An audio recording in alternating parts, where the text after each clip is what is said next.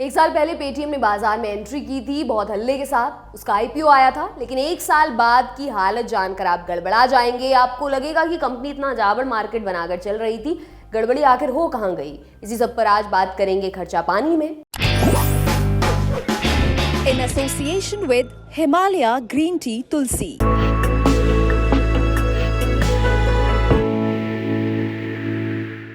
18 नवंबर 2021 ये वो तारीख थी जिस दिन पेटीएम ने शेयर मार्केट में कदम रख दिए। ये वो समय था जब कई सारी कंपनियां कोरोना की मार सहने के बाद अपना हिसाब सही कर रही थीं, तो जनता से मिले पैसों से कंपनी चलाने का फैसला सही जान पड़ता था। लेकिन 17 नवंबर 2021 की तारीख को पता चला कि पेटीएम के पास निवेशकों का कितना खाता बट्टा है, खासकर विदेशी निवेशकों का। तो जो विदेशी निवेशकों का हिसाब है वो कुल निवेश पोर्टफोलियो का लगभग 10.37% है। ईटी की रिपोर्ट के मुताबिक विदेशी निवेशकों के पास पेटीएम के कुल 6.71 करोड़ शेयर थे। यही 6.71 करोड़ शेयर यानी 10.37%।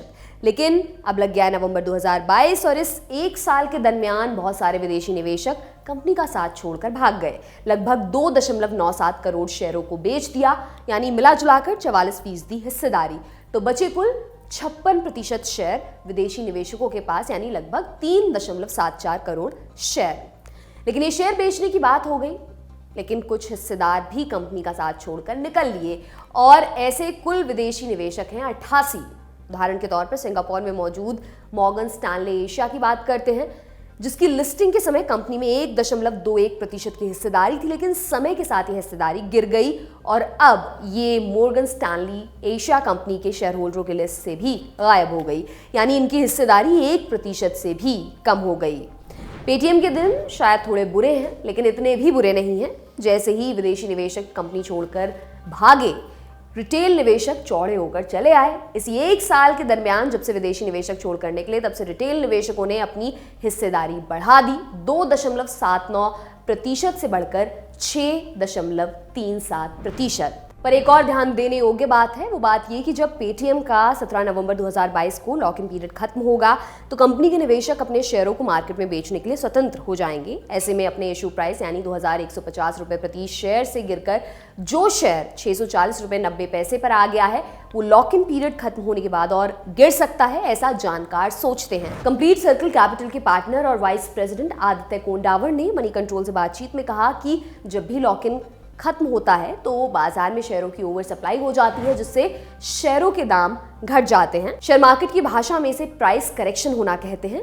लेकिन ये हो क्यों रहा है? इसके लिए कंपनी को सीधे दोषी या घाटे में नहीं दिखाया जा सकता है।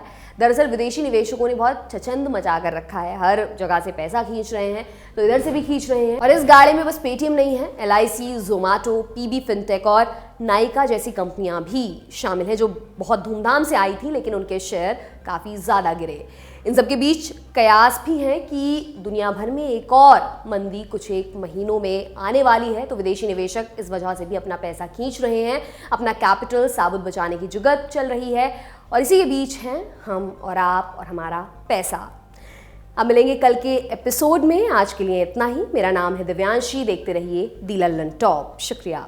आपके ज्ञान की गहराई नापने के लिए आ गई है लल्लन टॉप क्विज। मौके पर दो जवाब और मौके पर ही पाओ इनाम। सोमवार से शुक्रवार रात 9 बजे सिर्फ लल्लन टॉप ऐप पर। याद रखो कक्का की बात जो कही गई है, नॉलेज पर हाल लगाओ हाल फायदा, दे लगाओ का फायदा। तो फटाक से डाउनलोड करो लल्लन टॉप ऐप और आ जाओ 9 बजे क्विज खेलने के लिए हमारे साथ।